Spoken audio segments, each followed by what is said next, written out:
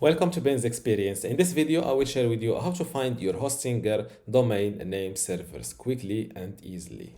First, you need to log in to your Hostinger account. And from this left side menu, look for domains, click on it, then select domain portfolio.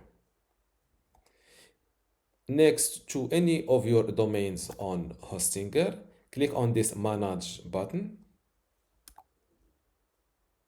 And just like that, below DNS/name servers, these are your Hostinger domain name servers.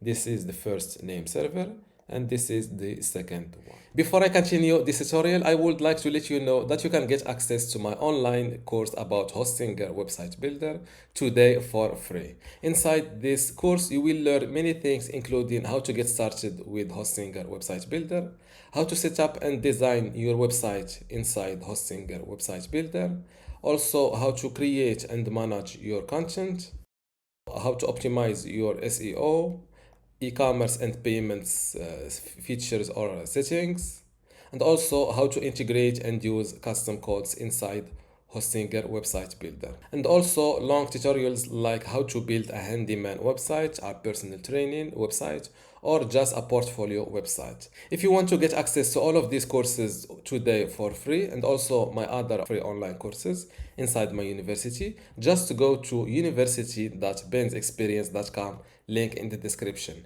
Without any further ado, let's continue our tutorial. And now simply go to where you have your domain name registered. Go to the domain settings, look for DNS/name servers and put these two name servers and wait for the propagation period, which can be sometimes instantly, sometimes 10 minutes, and can get up to 72 hours. Here, just be patient if your domain name takes time to point to your Hostinger account. That was all for this video. If you still have a question, leave it in the comments below and don't forget to give this video a like. Thank you.